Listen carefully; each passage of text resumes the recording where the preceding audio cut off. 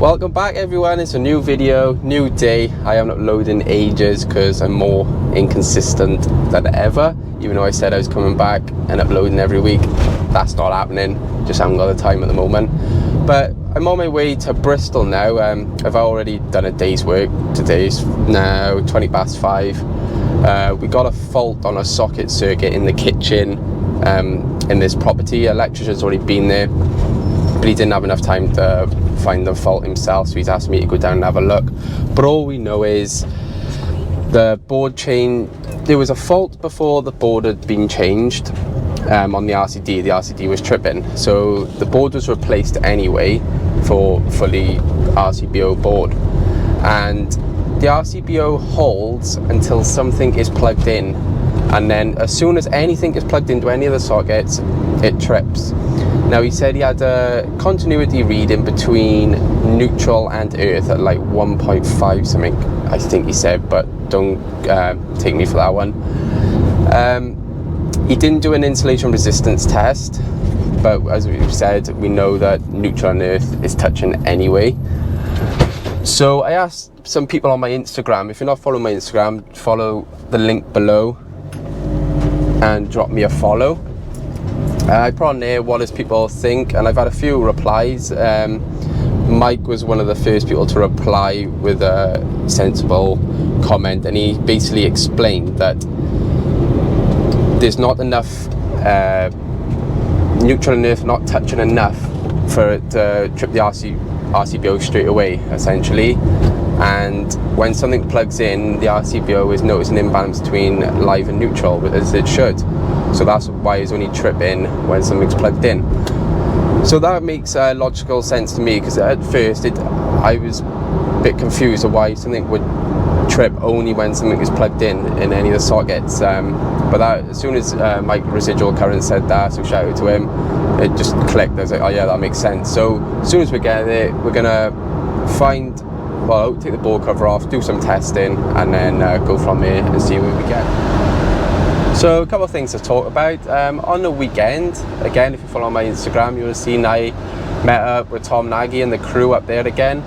That was a good day out. I gave him a hand on a job for the day, and I bought some racking off him to go in the back of the van, which I'll show you when we pull up. It's the one that was in the electric van up there.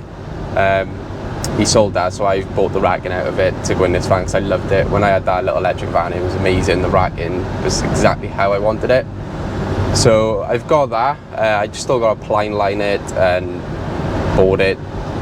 I'll show you exactly what I want to do when we actually get out the car. As far as I know, I think Tom's uploading very soon, but don't hold me to that because I'm not definitely sure, but I got a feeling he's uploading soon. So hopefully the wait is over and he'll be back to YouTube like we all want, because we do all enjoy his content. So fingers crossed on that one. Hopefully it's coming soon.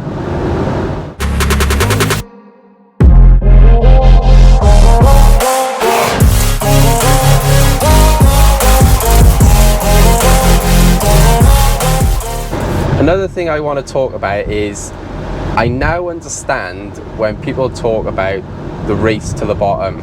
I now get it. Now, being self-employed, trying to get my own work and quoting and all this nonsense, I now understand the race to the bottom.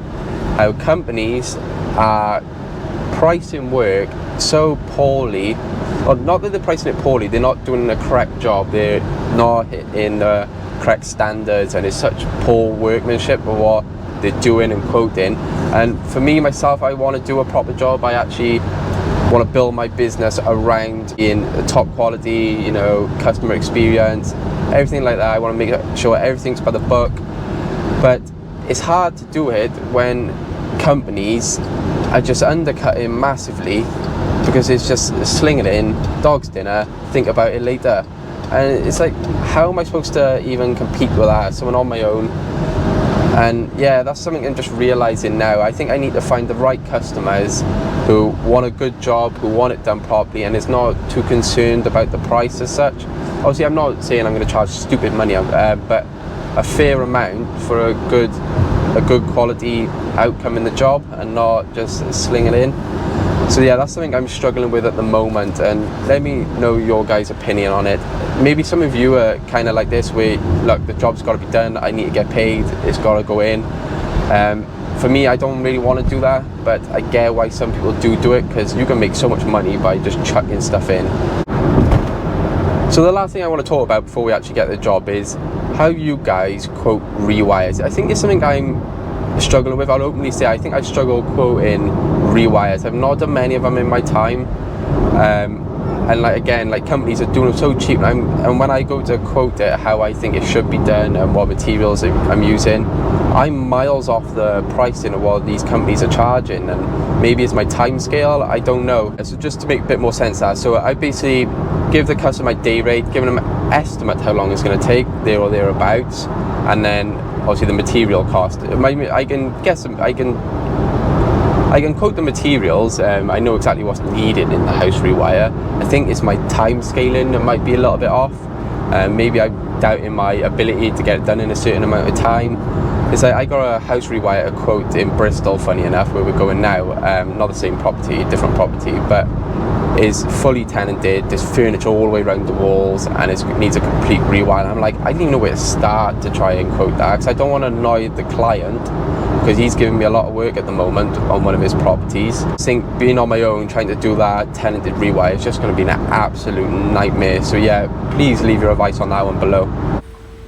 So I just poked my head up in the loft because the electrician said he got a feeling there was loads of junction boxes up there.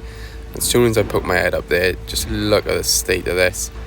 All the cables are just out of the junction boxes, and none of the downlights had CPCs connected. So all I was doing here is just getting some grommet strip around the holes where the cables come through, because no grommets were put in originally, and that was what was causing the RCD to trip at the time. So when I've got this around it just stops the sheathing scagging on it.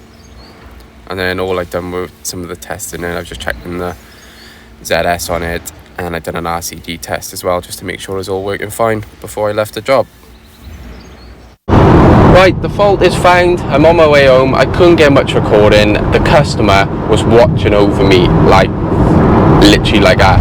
It was so awkward, and I just didn't want to speak in front of the camera. So I've got a couple of panny shots so you can see, but all the fault was there was a few spurs on the wall, and he said the previous electrician said he thinks it's between these 2 points. So that was my first point of call. Just trust the previous electrician. I know you shouldn't, but I did.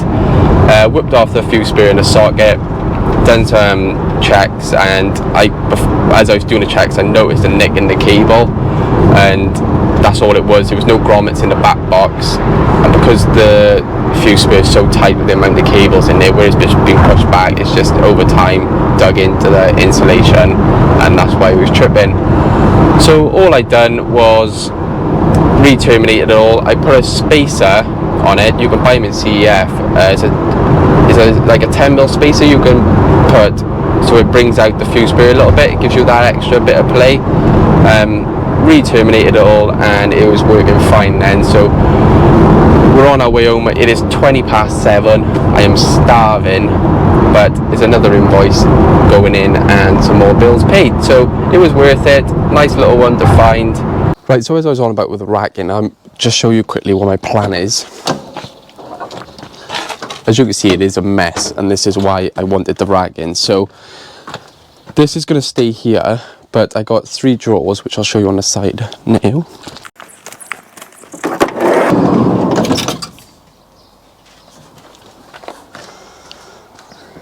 So I got these 3 drawers. So it's 1, 2, and 3. They're all separate. So this top one is going to stay here at the bottom. Then these 2